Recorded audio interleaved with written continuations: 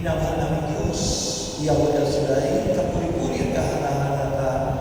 Ikaw ang Diyos na makapangyarihan, Diyos na aming pinaglilingkuran, at Diyos na walang katulad. Hindi ka nagbabago. Ikaw pa rin noon, ikaw pa rin ngayon, at ikaw magpakailanman. Dalangin namin Ama sa gabi ito, hindi kang pumilo sa amin na may kalakasan. Mag-usap ka, at kausapin kami ng lahat na nandito. Nawa po'y mapabuting balita. Na ating pagsasabihin, nawa po'y tutulino sa aming puso at magbigay liwanag sa buhay ng bawat isa. Umaasa kami, Panginoon, ito'y susundan mo yung tanda, malahat o mamalaghan. Patuloy mo gamitin ang lingkod mo mightily, boldly and powerfully, kasama ang iyong mga awit. Sa pangalan ni Jesus, sa ngalan ng Ama, ng Anak, at ng Espiritu Santo, sa pangalan ng Diyos.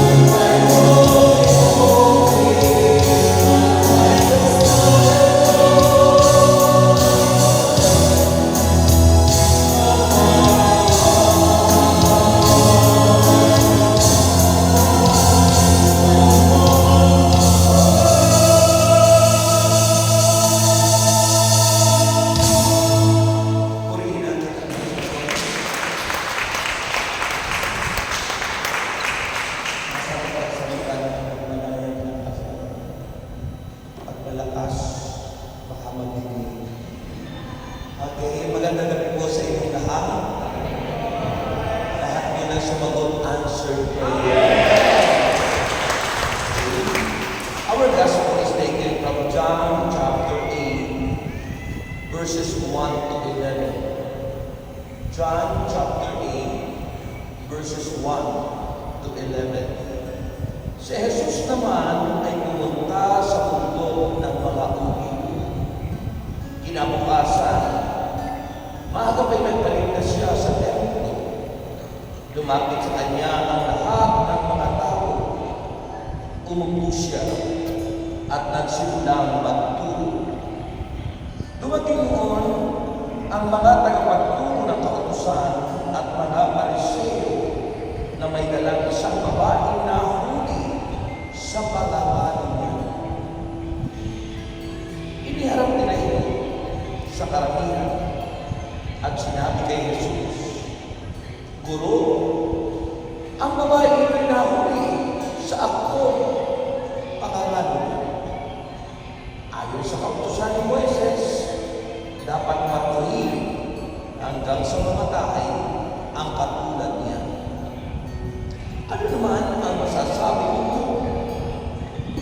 Itinatanong nila ito upang subukin siya at nang may maiparatang sila laban sa kanya. Ngunit yumuko lamang si Jesus at sumulat sa lupa sa pamamagitan ng daliri.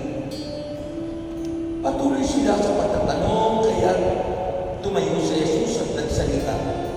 Ang sino man sa inyo na walang kasalanan, ang siya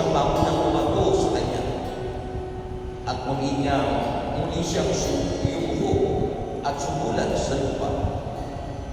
Nang marinig nila iyon, sila'y isa-isang umalis, simula sa pinakamatanda. Iniwan nila ang babaeng nakatayo sa harap ni Jesus. Tumayo si Jesus at tinanong ang babae, "Nasaan sila? Wala na bang humahatol sa iyo?" "Wala po, Ginoo," sagot ng babae. At sinabi ni Jesus, "Hindi rin kita hahatulan. Umuwi ka na at mula ngayon, huwag ka nang gumawa ng kasalanan." Mga kapatid, ang mabuting balita ng ating kaligtasan. Ulihin natin ito.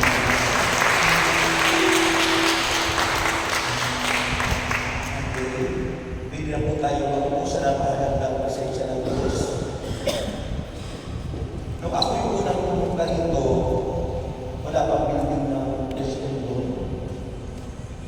Para lang sa kita pa lang.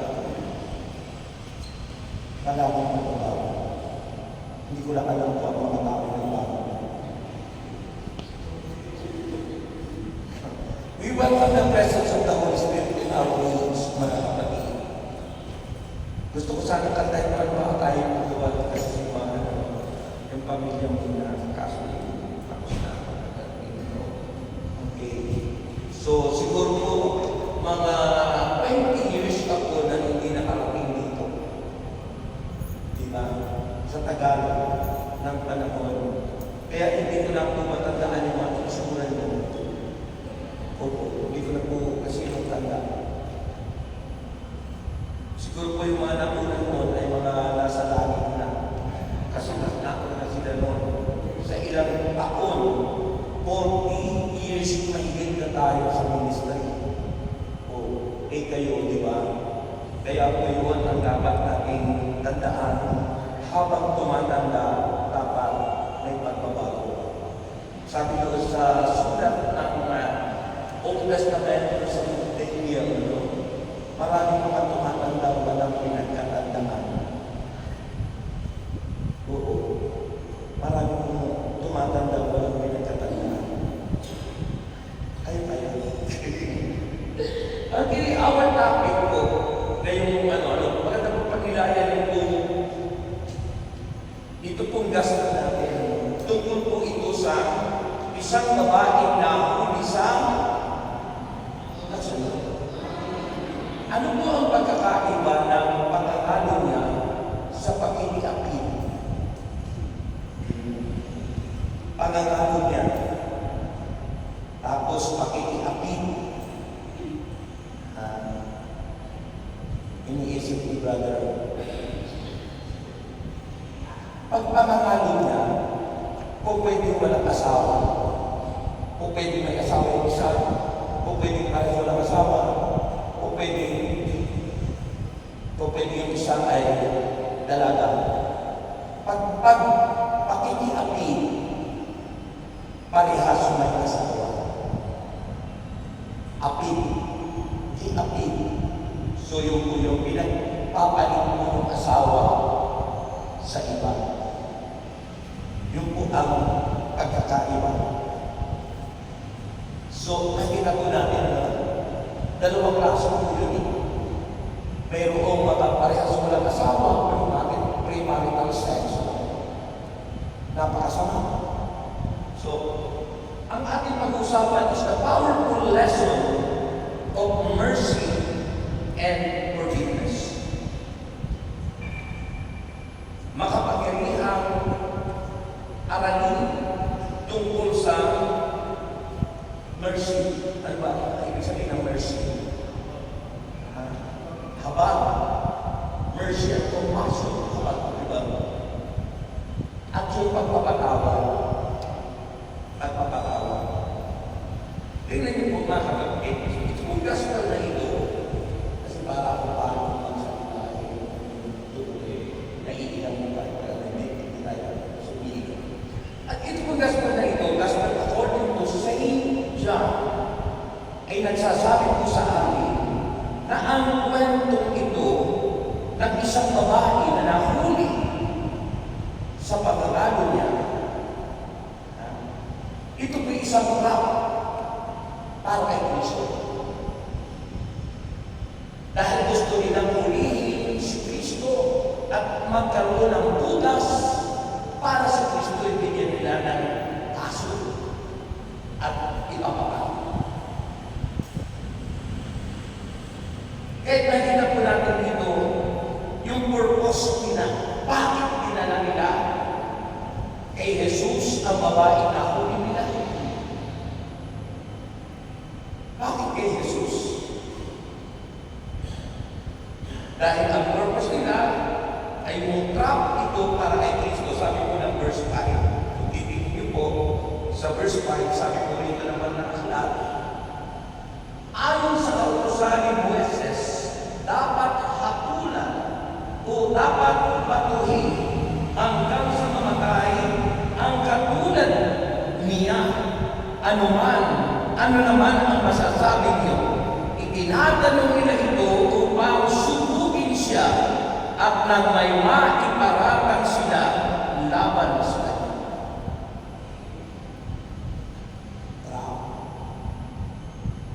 Para may maiparatang kay Jesus.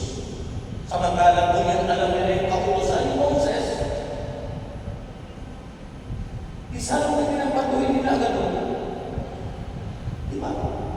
Bakit kailangan magdalhin kay Jesus? Kasi nga, yung kanilang purpose, yung kanilang layunin, na isang trap para kay Jesus. Pero ito'y naging isang challenge para kay Kristo. Kapag may divine wisdom, ang ganda ng sagot ng Panginoon. Sabi ko nito, challenge to pronounce judgment. Kung ano ang sasabihin ni Kristo patungkol sa babae ito.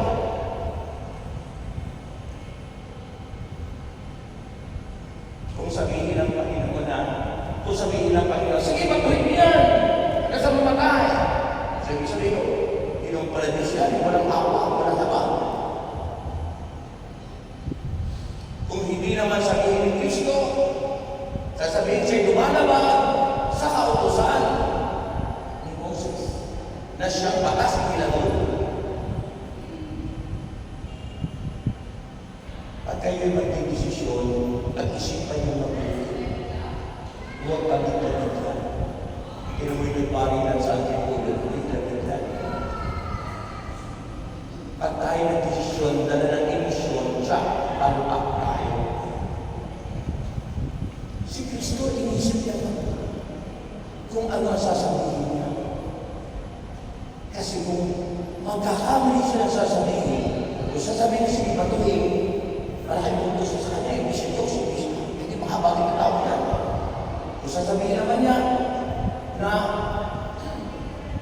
huwag patuhin, lumalabas siya sa kautusan ni Moses na siya batas nila doon. Nag-isip ang Panginoon. Sabi nga ng profesor sa CDW, ang tao hindi nag-iisip, hindi tao. Alin. Ang tao daw na hindi nag-iisip, hindi tao. Bro. Hayop. Di ba yung hayop hindi nag-iisip, di ba? Yung aso dyan na lang nagdudumi, yung gumagawa ng mga bagay na hindi tama, di ba? Mga hayop. Pero yung tao, may isip. Pero minsan may mga tao, hindi ginagamit ang isip.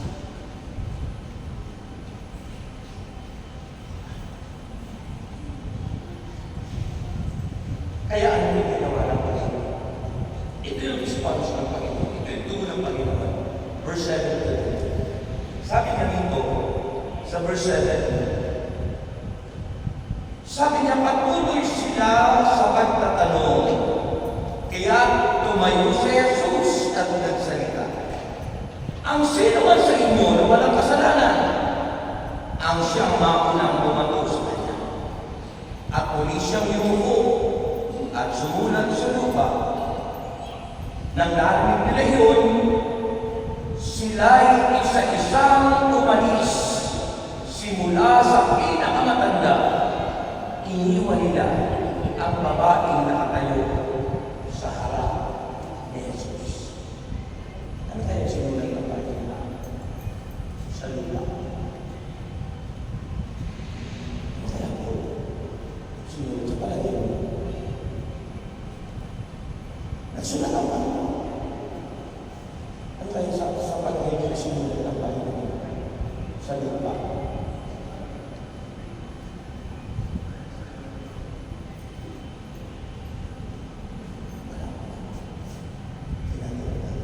Pero sa akin, kung sino sa inyo ang walang kasalanan, siya ang bumatay. Para sa akin, siguro sinulat ang Panginoon, Romans chapter 3, verse 23, ang lahat ay nagkasala. Walang sino man sa inyo ang nararapat sa harapan ng Diyos. Walang nakarating sa panuntunan at nakaabot sa panuntunan ng Diyos. Sinulat ang Panginoon, Romans 3, verse 23. At pagkatapos ng marinig yun, sabi rito sa aking binasa, isa-isa silang umalis, na unang umalis ay, matatanda. Bakit kaya yung matatanda ang unang umalis? Paano hindi bata-bata? Mas marami ng kasalanan. Kasi habang tayo tumatanda, marami tayong kasalanan. Yung bata, yung sanggol, walang kasalanan. Ngayon habang nagbibinata, nagkapasala na. Kaya yung unang-unang umalis, yung mga matatanda, yung po mga tao yun, may dala ng bato, nakahanda po sila para batuhin yung babae yun. Napahiya sila sa atin. Ano kayo ginawa nila habang sila yung umalis? Sabi ng isang pahal, ito sabi ko siya, spiritual director niya sa ministry. Noon daw umaalis yung mga tao, yung bato nila para hindi sila mapaya, unti-unting kinugustos na daw nila, habang patalinis ng patalinis. At kung nakaalis na sila lahat ng alam ng mga bato, sabi ng pahal nila namin, at doon ang umpisa ang alaman ng panghilot. Sabi, Job ngayon, siyempre, ikaw na nandun, nakakahiya ka, di ba nakaalis kami ka? Hindi ako, sa bitawan mo na pagpalayo na yung karas pa, mabibila. Nagkaalat yung mga bato. Nakakapagod. Ganun ka din mo ang pamusan mo. Kaya nga kay Mama Mary, di ba? Pag-ihil na sila nag-usap ni Joseph. Kasi kung malaman ng mga tao na si Mary ay buntis na o ano, sabi siya mamatay. Kasi patuloy. Ganun ba panusa sa nagkakasala ng mga so yung po ang sinabi ng Panginoon, anong purpose ng Kristo? Para i-expose to Jesus Christ yung hypocrisy ng mga religious leaders ng relihiyong Judaismo. Silang mga tagapagturo na silang umuusig kay Jesus.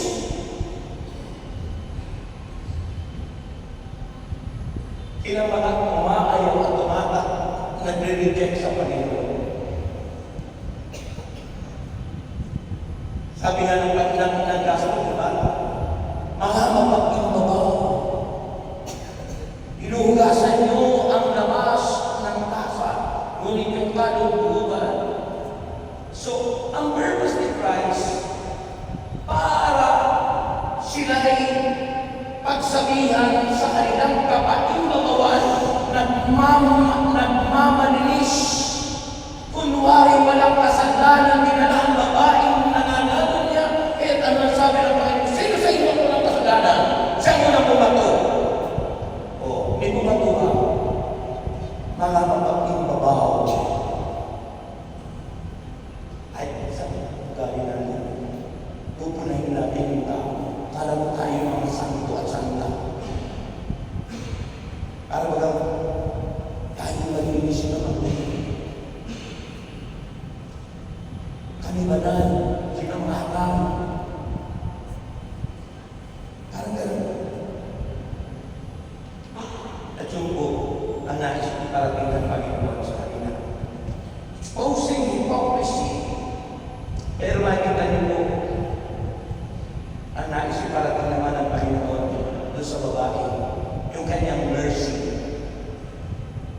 and forgiveness. I-question pa ba ng Panginoon? Hindi na po mga kapatid. Sabi ng verse 10 to 11. Sabi ng verse 10, pakinggan niyo po ito. Verse 10, tumayo si Jesus at tinanong ang babae, nasaan sila? Wala na bang humahatol sa iyo? Wala na po Ginoo, sagot ng babae. Sabi ni Jesus, hindi rin kita hahatulan. Umuwi ka na at mula ngayon ay huwag ka na gumawa ng kasalanan. Masarap kung tayo maging tulad ni Jesus. Hindi tinitingnan ng Diyos kung gaano kalaki ang ating pagkakamali, pagkakasala, kung gaano katindi ang ating mga nagawang pagkukulang at pagkakamali. Hindi po yun ang tinitingnan ng Panginoon. Ang tinitingnan ng Panginoon, kung ikaw ay pumapasok doon sa kwarto niya, sa sakramento ng reconciliation, para nagkakasundo pagbalik loob sa Diyos. Ay tayo pumasok na doon sa kwarto niya. O binabaliwala na natin. Ito ang panawagan ng Panginoon, is time of learning to reconcile God. Sino ba yung babaeng yun? Walang pangalan. Because we, the believers, the church, are feeling tayo yung babaeng yan. Tayo yung naalam niya. Tayo pinagbalik natin ang Diyos sa iba. Spiritual adultery ang ating natuloy. Pero tayo po ba ay nagbabalik loob sa Diyos at humingi ng tawad? At sabihin, Lord, kamali po ako. Pinagpalit ko po kayo sa aking trabaho. Wala po ang time ko para sa iyo. Lord, patawarin po ako sapagkat yung pera po ang number one ko sa akin na ito. The message is reconciliation with the Lord. Because God is a merciful God, compassionate, and forgiving God. Mapagpatawaran ng Diyos. Hindi tulad ng tao na kapatid. So the powerful lesson, my dear brothers and sisters, first, tandaan niyo po, nais ipakita ng Panginoon the universality of sin. Ang kasalanan na ginawa ng tao. Universality of sin, na sinabi ng kanina, Romans chapter 3, verse 23, that all have sinned and fall short from the glory of God.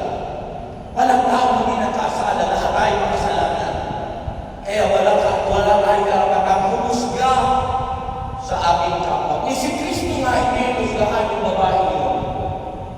Pero tingnan mo yung mga religious leader ng Indonesian Church, sila pa yun. Inusgahan ang tao. That's why Jesus said, they were hypocrites. Sila yung mga mapag-iing mabaho. Di tayo na lang. Diba tayo isa nagiging mapag-iing mabaho? Kala mo mga doon niya ang doon niyo. Pero wala naman palang pera tayo. Kala mo, bilyon. Diba? Yun po ang sinasabi. So all human are flawed and prone to error. Walang tao hindi nagkakamali. Lahat ay nagkakamali. And judgment should be tempered with compassion and understanding. Kailangan po tayo may habag, may awa at marunong umunawa. May tao hindi inuunawa. Alam mo, minsan ang pamilya, nagugulo ang tahanan kasi mag-asawa na hindi nag-uunawa. Anak, sinasabulutan. Pinapanood ako sa iyo sa Facebook. Ang pangarap ng magulang gusto maging cum laude. Hindi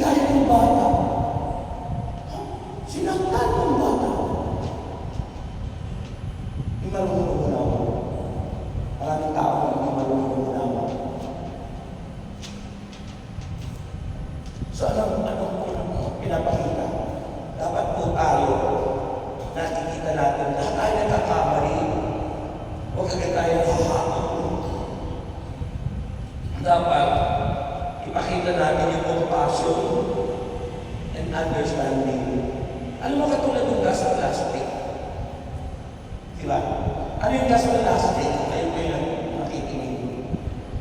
The prodigal son. Yung tatay, kinwestiyon pa ba yung anak na nagbalik? Nung hinihingi, tinanggihan ba ng tatay? Nung hinihingi na umana? Nung magbalik, no question. Bukas ang kanyang panat at kamay para tanggapin yung kanyang anak. Yung pangalay ng anak ang hindi marunong umawa. Pero, proud sa sarili, yung pride ang tumirang sa kanya. Inapo-apo na ng tatay, yung panganay, ayaw pa rin pumasok. Hindi marunong magmahal sa kapatid. Hindi marunong umunawa. Walang habang. Sabi ng mga tao kapag walang habang at walang awa, ang sasabi sa'yo, wala kang puso! Ay, hindi nasabihin ng asawa mo, wala kang puso. Ano yung sabihin mo? Hindi na namatama yung pagmamahal, yung care, yung compassion. Pag yung sinabihan na ng asawa mo, anak mo, o sino ang kapamilya mo, na wala kang puso, pag nilayan mo, yun ang nagiging dahilan para manibalayo mo sa isa't isa. Pag sinabihan ka ng walang puso. Kasi ang tao walang puso, alam mo ng puso niya, letter H, hatred, sama ng dugo. Sinabihan ko walang puso, letter T sa heart, envy, mainggit. Wala kang puso, letter A, anger, lagi kang galit. Papinipusa, yung sinipa ko kasi sa kalit. Wala naman pakialam ng iyong pet. Kasi galit ka natin. Walang happiness. Yung bahay na lagi galit. Letter R sa heart, resentment. Punong-puno ng hinalaki. Kaya sinasabihin mo ng puso. Letter P sa heart. Being timid person. Nahihiya. Na gumawa ng mabuti. Nahihiyang pumunta ng simbahan. Nahihiyang magpasa ng Biblia. Nahihiyang magdala ng Bible. Pero hindi nahiyang tumaya ng loto at pumila doon sa mga inaalok ng sanlibutan.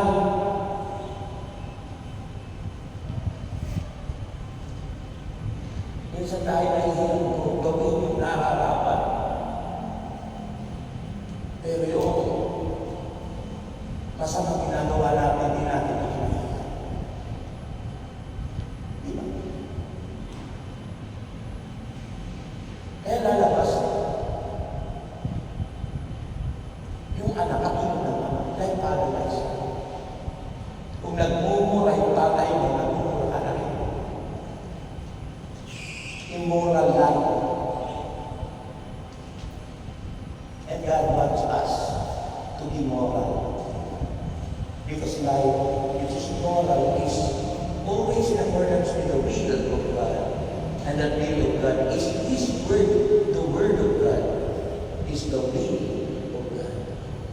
Kaya nga sa ating buhay, kung naawin natin lahat, the Word is the lamp unto my feet, and the light unto my path. Thy Word is the lamp unto my feet, and the light unto my path.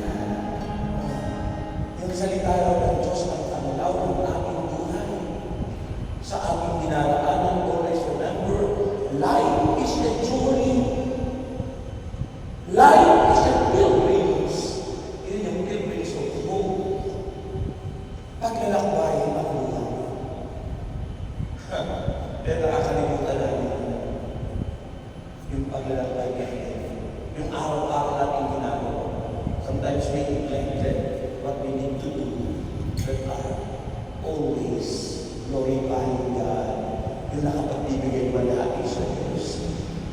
Kasi, nahihiya tayo gawin yun.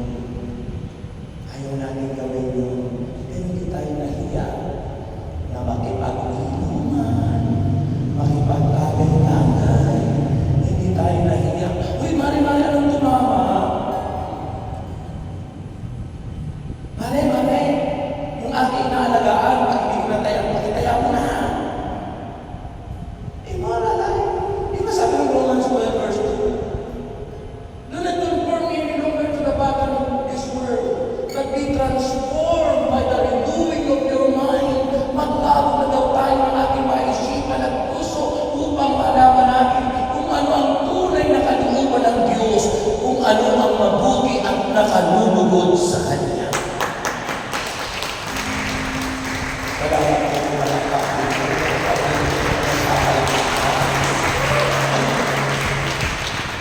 At kung hindi tayo mapalakpak sa Diyos na nakita nyo ng stroke, marami na yung stroke kasi hindi na-exercise ko. Tandaan niyo po, once we gather in the name of Jesus, di ba sabi naman tayo sa kotse, dahil in the midst of them, nandun ako sa kanilang kalagitnaan.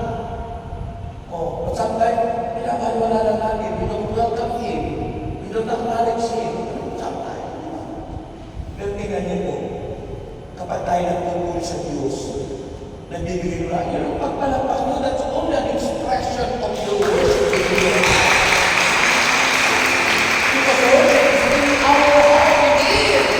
It is. At kaya tayo magpapalakpak. At alam mo kung ini-express mo yung worship na yun, pag uwi mo mamaya, magaling ka na, wala ka na sa Diyos. It's there. Kanyang malakana, di ba? Yung kasi yung araw na ito, di ba? Yung may tumulong sa bayan, sabi, pinipilit si Kristo pumunta doon sa kanila, pero sabi ng Panginoon, umuwi ka na, magaling na yung anak. Pagdating na doon, anong oras pinagaling? Alauna rin yung sinabi ng Panginoon. Ganun kabilis, ganun ka-powerful, ang salita ng Diyos. Kung sinabi alauna magaling na! The word is powerful, alive, and active in Hebrews chapter 4, verse 12. Ang salita ng Diyos pa sa mamahaling gamot. Ang salita ng Diyos ang ating maintenance sa buhay, hindi ang lusatan. Pumili siya. Kapag hindi mabubuhay magpalulusatan, kumantalang ang salita ng Diyos na higit na mag-isa kaysa sa mamahaling gamot. Yung babae pinutugon na 2 taon na ubus ng kayamanan, mayaman pala yun. Pero naubos ng kayamanan sa papagamot kasi pinagawa niya pera. Marami silang pera, kaya gusto pa lang meron doon ang pagamot sa Makati Medical Center, sa Asian Hospital, doon sa may BCBDC. Ayan. Siya hindi luto na yun. Lahat na pamahal ng pera kasi. Yung walang pera, kahit masama ito, pumunta, nagtatawas. Nagpatawas. Kasalanan sa Diyos ang magpatawas. Kasalanan sa Diyos ang magpatawas. Yun ang adultery. Spiritual adultery, pinagaling ng Diyos. Sa halip na sa Diyos ka lumapit para umaling ka. Diba sabi ng Exodus 15:26, I am the God of Hiligti. Ako ang Diyos na nagpapanaligpig ka ni Yahweh. Kaya pagka Yahweh ka, lumapit ka, ano makatindi ang kasalanan mo, hindi ka nagtawad, sinabi mo, Lord, I believe you are the great healer. Gagalingin ka agad. Gagalingin ka. Amen. Amen. Second, powerful message. Ano yung unang-una? The universality of sin.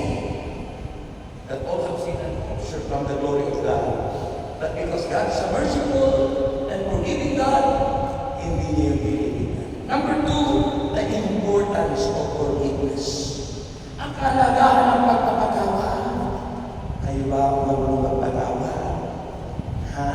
Sabi ng Matthew chapter 6, verse 13 and 14, magpatawad kayo upang kayo patawarin ng Diyos. At hindi kayo nagpatawad, hindi rin kayo patatawarin ng Diyos. So, So, ang kapatawaran mula sa Diyos, magmumula sa atin. Pag hindi rin tayo nagpapatawad, di ka rin patatawarin. At kung hindi ka naman nagpatawad, di ka pinatawad ni Lord, di ka gagaling. Hindi ka gagaling. Ako, tawagin ng Panginoon, nagkaroon ako ng enlargement of the heart, rheumatic heart disease, hepatitis, spot sa baga, ulcer, ang dami kong sakit. Nakayayan ako para sa palito. Nakuha ko yung mga sakit na yun dahil po ako'y mahilig sa kita ng laman. Mahilig po ako manugod ng boncho sa Galang Theater. Mahilig po ako pumunta doon sa mga theater na maraming mga X-rated. May collection po ako ng mga boncho, old film. At mahilig po ako pumunta sa beer house. Hanggang ako po'y dinala sa isang building na luma, marami po kami sa Cordera. At doon po, sabi mas maganda raw yung aming manunurin doon. Dahil bata pa po ako, mga 21 years old pa lang po. Alam niyo po, sabi, pagdating doon sa third floor, kung kayo makakapanood, pero bago kayo pumunta mo, kailangan kayo punasan muna ng tubig. So nagkapunas po kami. Ang nagumalik ko sa aming mga babaeng madami. Patulong na daw ko ang tawag ko. Kinuha naman ko. Totally naked. Pero di namin pala alam, yung pala kami ang gagawa ng di tama. Dahil may kapong na pala nakatutok sa amin. Dahil uso-uso doon na DVD. Pero, hindi ko na po nagtawad lahat yan sa Diyos. Kung napanood niyo po ako noon, hindi niyo pa ako kilala kasi hindi pa ang itsura. Pero ngayon, lahat ko yung nagkasisihan. Lahat ko yung nagkasisihan ko, lahat yan. Hindi ako nagtawad. Sabi ng mga kapatid kong pinsan, dahil nakayayan ako para sa balikan. Sabi niya, sa aking mga kamag-anak, naku, siya na ito, si Udi. Udi kasi ang palayaw ko. Tapos ginawa ng Udi. Udi, pag binasa ko, patay. Alam niyo, nakakali. Sabi ko, buti na lang. Sabi niya kasi, naku, yes, Udi, isang bulan na lang, ang di ko may kalma, patay na yan. Isang bulan na lang daw po, hindi ko may kalma. Pag pumirma daw po yung isang bulan, patay na ako. Sabi ko, salamat. Hindi pumirma yung bulan. Kasi wala pa ito. wala. Bayan ng pagperma. Salamat na sa kanila. Ito po na rin yung bulan.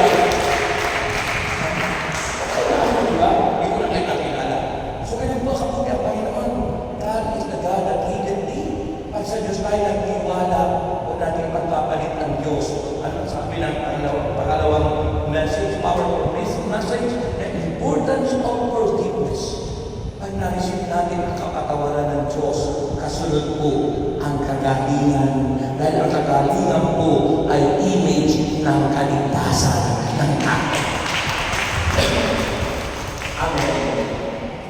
Image ng kaligtasan ng tao ang pagpapagaling. Amen po ba? So, God's mercy extends to all. Ini-extend ng Diyos para sa lahat ang kanyang habag, kanyang awa, humitin, yung mga nagsisisi, and seek forgiveness, yung naghahanap ng kapatawaran mula sa Diyos. And always remember, we should strive to emulate their mercy in our own lives. Kailangan tayo ang maunang humingi ng tawad sa Diyos. Maging halimbawa kayo sa inyong mga anak.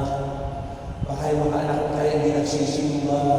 Kaya mga pakit ang ugali sa anak mo. Saan kaya naman ang mga anak ko yung ugali niyan? Alam niyo naman po yung influensya ng mundo.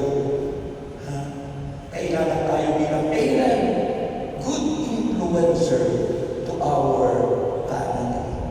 Amen. And finally, Uy, finally na! finally, Tadan, tadan, tadan, tadan. Anong kagalakan ang aming nadarama sa tuwing ako'y nakikinig ng kanyang salita. Kasama ko ang susi ng kanyang panahimala. Sa gabay ng lingkungan,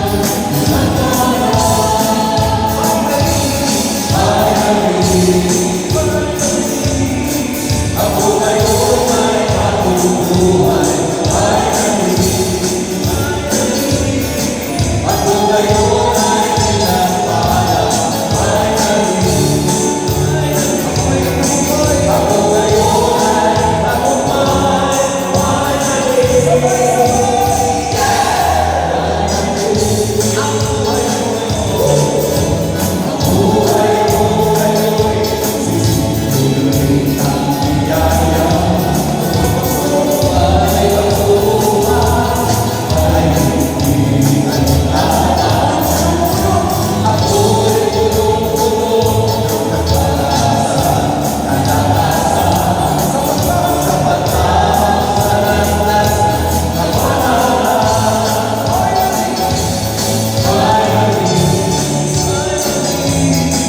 Ako ngayon ay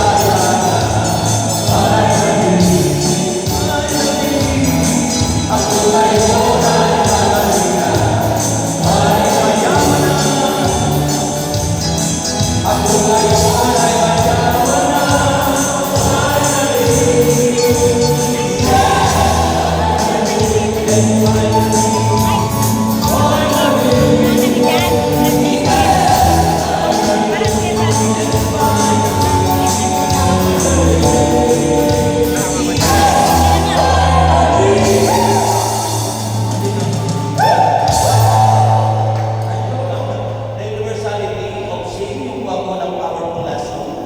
Because all have sinned and fall short from the glory of God. Number two, the importance of forgiveness. Pag hindi tayo nagpatawad, hindi tayo patatawanan ng Diyos. At kung tayo may magpapatawad, kasunod do'y kagalingan. At ang kagalingan ay image of salvation, kaligtasan. And finally, the danger of hypocrisy. Ang panganib sa mga tao mapagkumbaba. Kung sila ang Israelita noon, Sa first ang mga religious leader, Shoutout sa tinawag first silang hypocrite. Sabihin sa kami kay Barner. Hindi sila yan. Tayo ngayon ang tinatawag na Wala ko kanto. Israelite. Hindi ako nakapunta. Sa panahon Siya, nag-ano siya. maaaring marami rin ang pagpahinga. Saan punta sa Kayo ba yung pagpahinga? Kasi siya magsiservice siya. Sabi ng Bible, the danger of hypocrisy, judging others, yung humahapon na tayo agad sa iba. Lagi natin sinasabi, ganito si ganito, ganito si ganyan, ganito si ganyan, yan ang nangyayari ngayon sa mundo. Lalo na sa eleksyon, politika, magkakamag-anak, magkakapatid, sila nagsisiraan. Amen.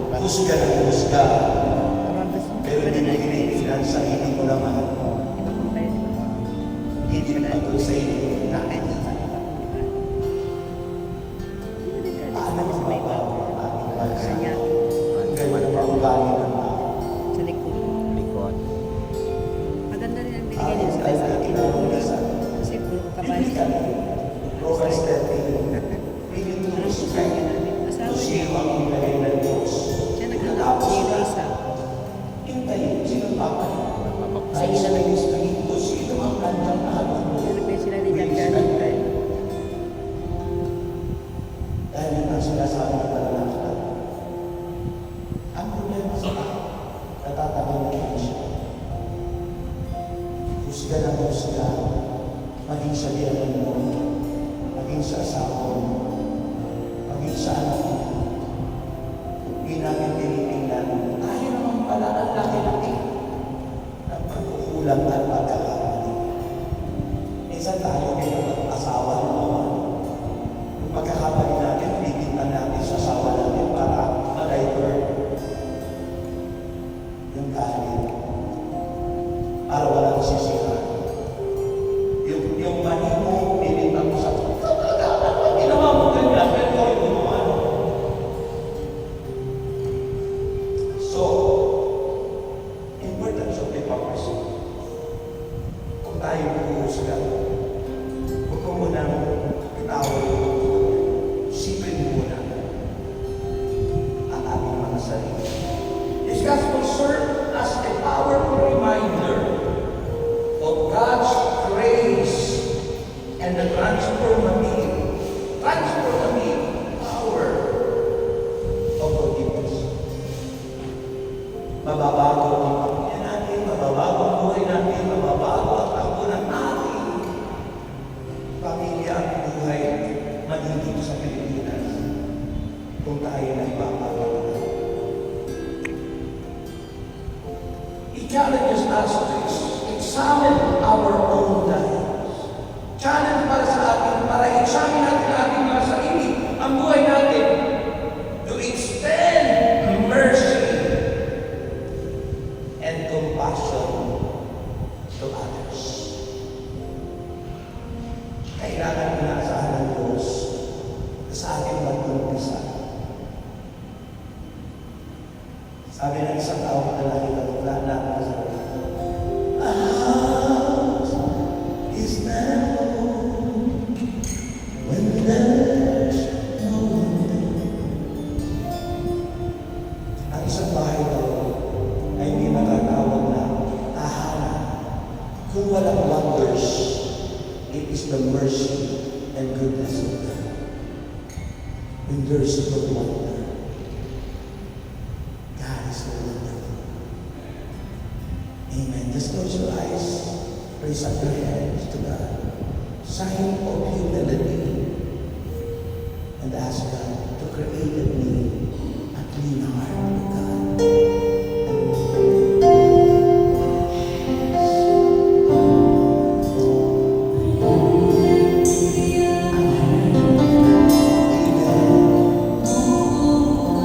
Yes, Lord. Amen. Yes, Lord.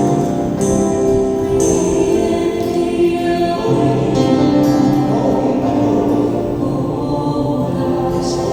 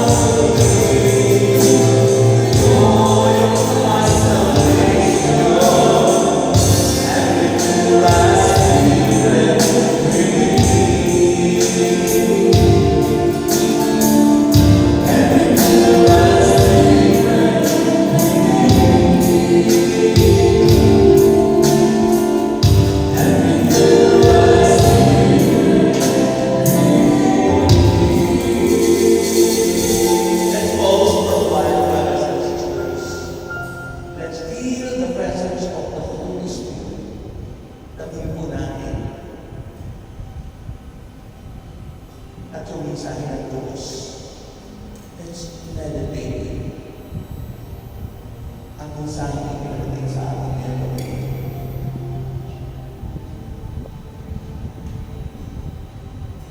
Ang Diyos ay pagmamahal. Hindi niya tinitingnan kung gaano kalaki ang ating mga kasalanan. Napakabuti.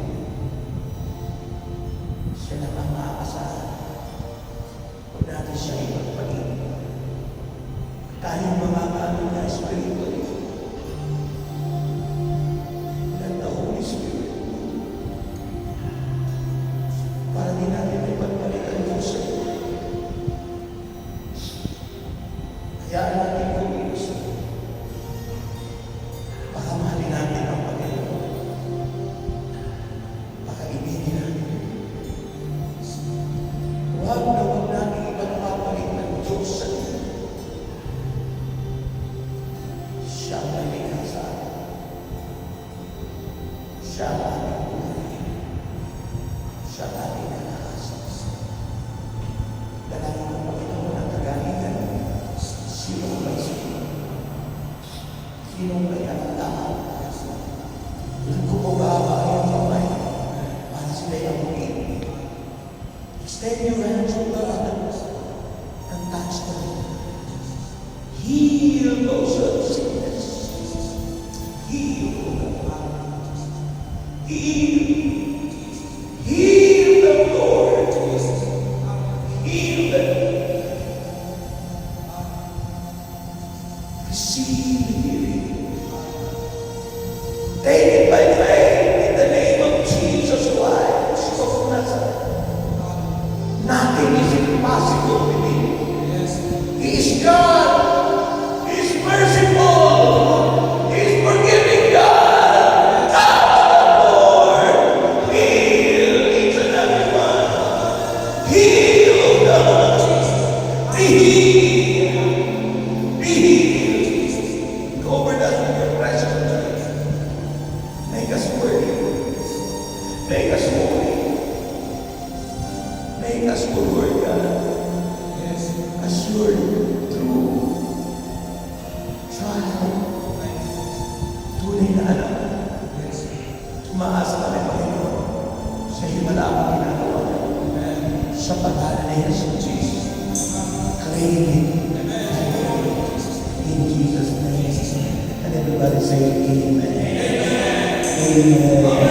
Sabihin nyo ngayon, I am healed. Magaling na ako. Sabihin mo, I am strong. Malakas na ako. Sabihin mo ngayon, I am good health. Wala akong sakit. At sabihin mo ngayon, I am rich. Amen. Talapakan natin sa Lord. Sabi na natin mga prayer request. Kanyo, asin, lanis, ilaw, wallet, rag, passport, papeles, and pain. Oo, yung apo ko. Na ang Diyos ay nagsulatan. Mamaya. Panginoong Diyos, pagpalain mo mas masal mga bagay na ito.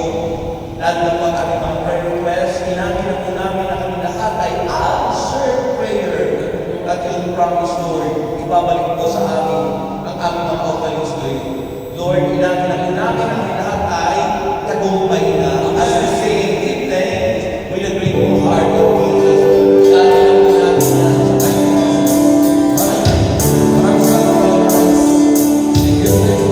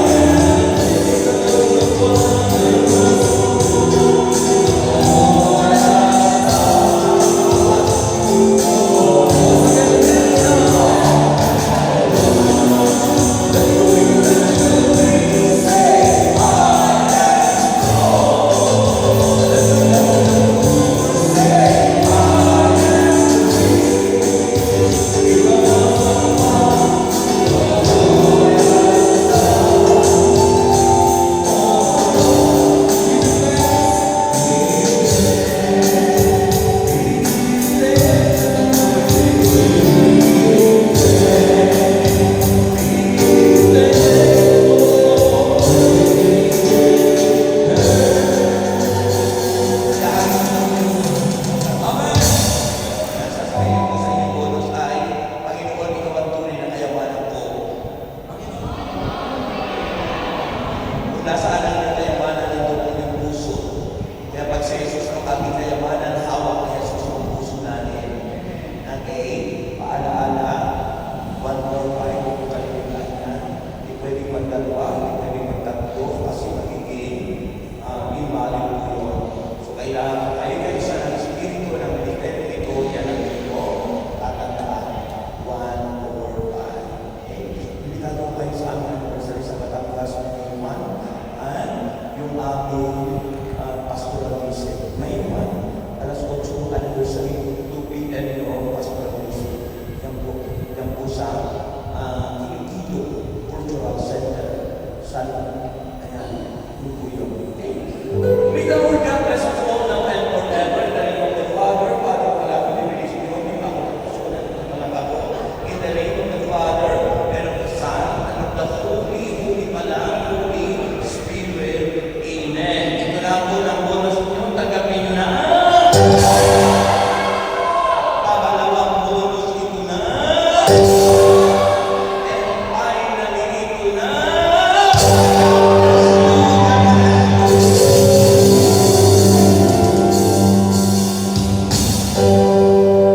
Announcements, Sister Connie.